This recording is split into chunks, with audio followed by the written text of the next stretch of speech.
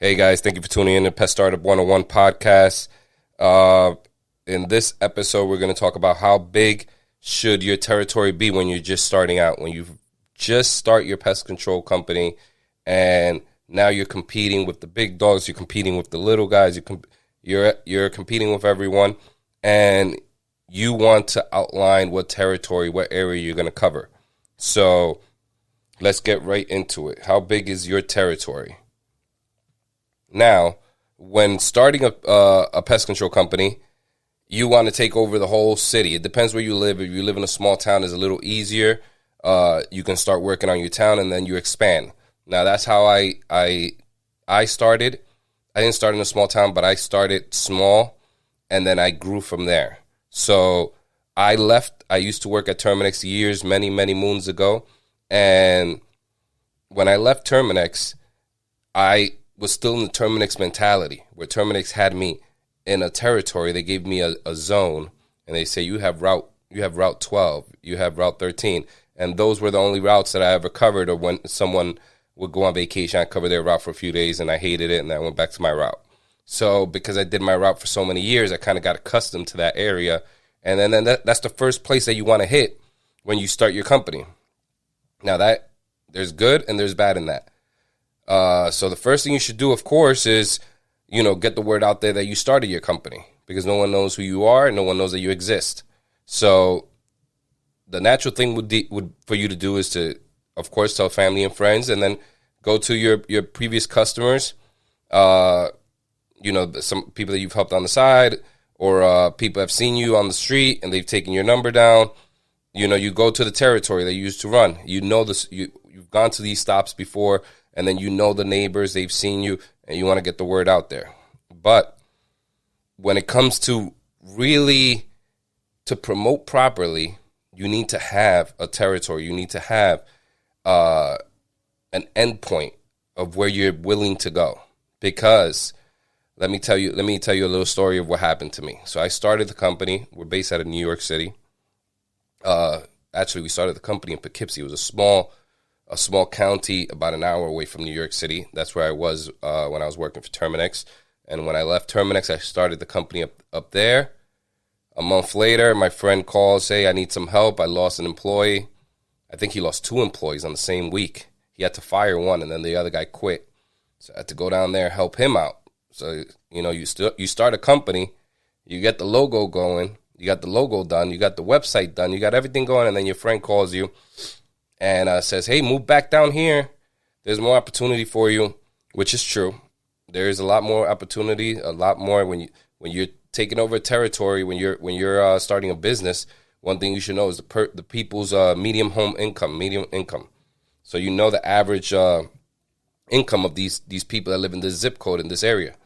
So if I left Poughkeepsie and went down to New York City, of course their income raises by a lot, but also their expenses raised by a lot. So then you have to consider that as well. But let's stay focused. So I go down to Yonkers, work for him for a while, and he's my friend, and he knew I had the company. So he was cool with me working the days that I had to work for him.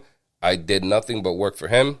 And then when it was my turn, when it was my stops or something, I'd do them at night. I'd do them early in the morning before I started working for him. So I'd schedule appointments between 5 and 7 a.m., get there at 6. So I had to wake up at 5, get to the stop at 6, and then do the stop, finish that stop by almost 7, because, people like to talk for 20 minutes before they let you do anything, certain people. And then you have to drive over to the office to check in, or you go to your first stop. But this was many years ago, so we still dealt with paper routes. So you would have to drive to the office, and they give you the tickets of, let's say, the 10 and 12 stops that you had to do for the day. For me, it was more like 8. We were doing buildings, so you get a lot less stops because you have to knock on a lot more doors. And okay, so now after that is done, I had to figure out what territory I was going to run. Here comes the problem. So I marketed to everyone. I said I would go anywhere because I'm just starting out and I'm going to pick up customers anywhere. And that's what I'm going to do just to get as much money as I can to put it right back in the business. Now, that's great thought. Now, what you have to consider is when you first start out, I mean, now with technology, now with podcasts, now you understand that you have to know your numbers. I didn't know my numbers in the beginning. So I would take a stop that was almost an hour and a half away in Staten Island and near the Hamptons. You know, to get to the Hamptons, people wouldn't even drive to the Hamptons because it was so far. They would take a train or a bus to Times Square, and you catch a bus there, a commercial, a Greyhound, and they would take you, one of those private Greyhound buses, and they take you because they didn't want to drive that far. So I would drive almost to the Hamptons, an hour and a half, hour and 40 minutes away, just to do one stop where I would get a call, and it's an old lady, and she plays it up and says, yeah, it's a tiny house. I've been here 50 years, and I've never had ants before, and please, can you come? I'm calling everyone, and I need someone tomorrow, and this and that. And you take it as you're just starting out. You're like, yeah, I can do it tomorrow. I don't have anything else. And then you drive over there and you do it. You gave her a discount because she's a senior citizen. When you don't know your numbers, you want to beat the big corporation, so you lower the price below their price. Then you hit the customer with another discount because they're a senior citizen, and then you're not taking into account, I have to pay 2 tolls before I get over there. I have to spend a ton of gas. I lose half the day to get that one stop done. You got to drive there. She sets it 8 o'clock is too early. Can you get here at 10? You say yes because you don't have anything else.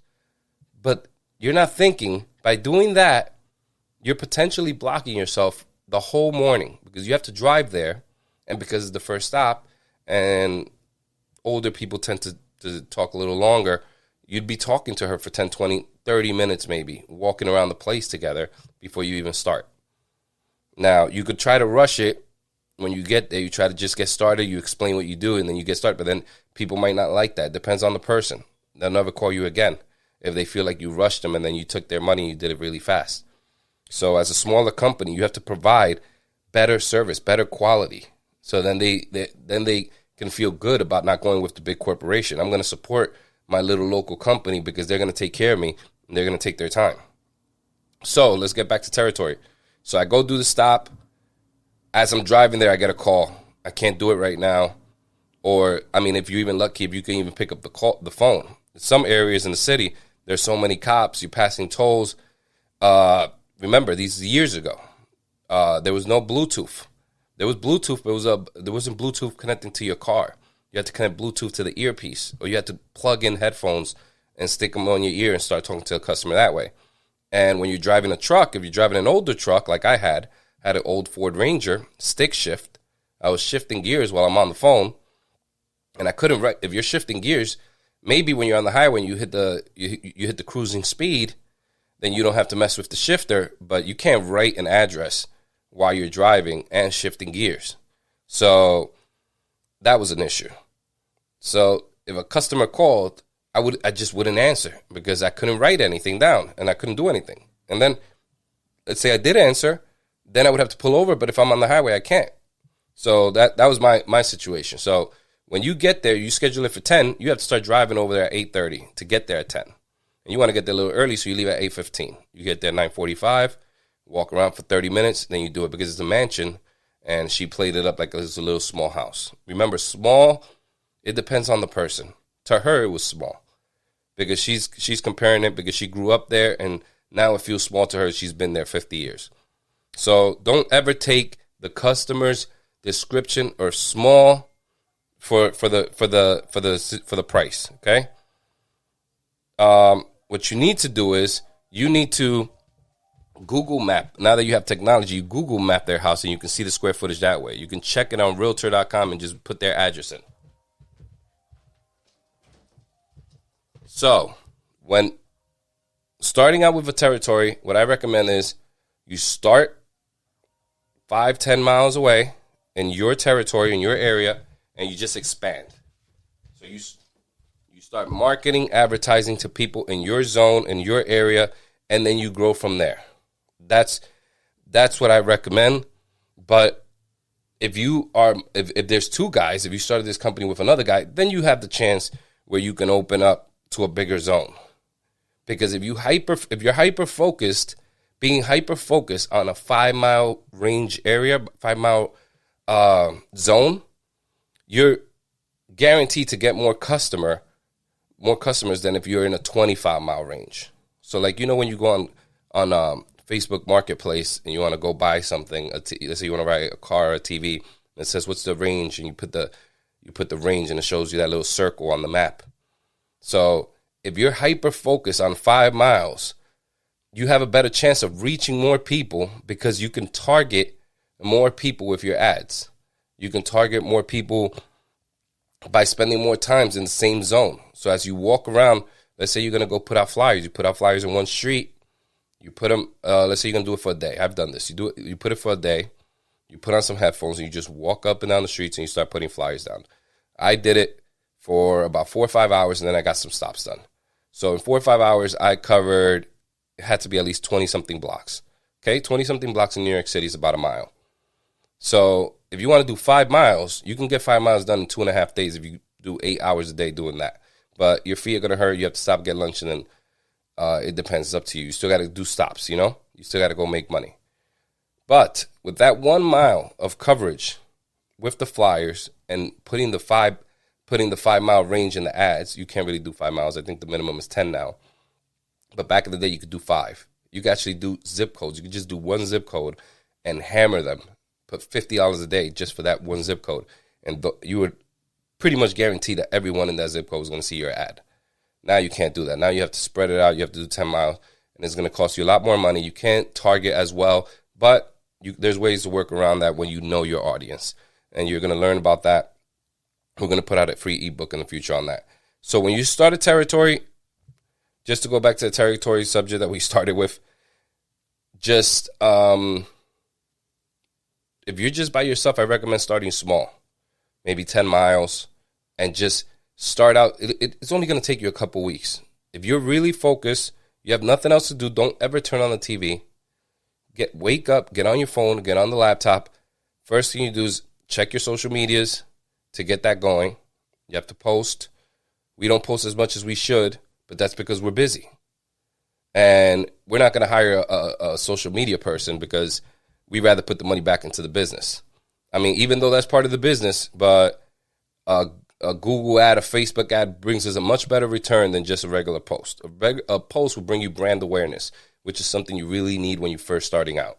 When you've been in the business 10 years, 20 years, and you have hundreds of reviews, and you have, you pretty much have not a great brand recognition, but people have seen you. People have seen your car drive by, your truck drive by. They've seen your ad maybe once or twice in the 10 years. They won't recognize you, like they won't remember you and say, hey, Caesar owns this company. But it'll trigger something in their brain. Like I've seen these guys, okay, they really, they're a real company. So when you're starting out, you want to be recognized as a real company. So to be able to demand that real company money. So I would start out small, maybe 10 miles, because now that's the advertising range. You can get that done in 3 weeks. You can get that done in 3 weeks if you can get cousins, friends, if it's warmer weather, if it's cold weather. I mean, warmer weather would be best. Cold weather, if the rain comes, that can wash away your stuff, your advertising, your flyers, your postcards. It'd be a waste of money if you can't secure it in a dry place. And you don't want to walk around in the rain and then get sick, and then you can't work for 3 days. So you always have that. And with COVID, people get a little nervous. So, just be careful with that too. So I would do 10 miles, hyper focus, brand awareness, and then I would get my numbers right. Get your numbers right before you get out there, because when you know your numbers, you're a step ahead for success. Okay? We're sorry we missed the last week of episodes. It won't happen again. The episodes will be coming more frequently, and of course, it's on YouTube as well. Please subscribe. We'd love for you to subscribe. We're going to be putting out video content very soon. So far, it's audio only on the YouTube, but the video content is coming very soon. We're actually moving offices, and we're still actually, right now, today, we're going to go look at an office. The other office fell through, and we're going to look for an office, and we're going to set up the studio there. We're going to set it up here, and we're going to start recording video content here. but we didn't want to set everything up and then we have to take it apart and move it over to the new place. Now, having a podcast setup is pretty simple, microphone and a board, but camera system's completely different. You have to get a light, you have to get the camera up, and you have to get the right background and all of that stuff. So, and then we have to keep it up, because we're not going to keep taking it up and down, up and down. So we're just going to wait until we get into the new space. Hopefully it'll be soon, a week or two, and then video content is going to come. But as far as podcast episodes, they're going to be coming out more frequently. I hope this helps someone.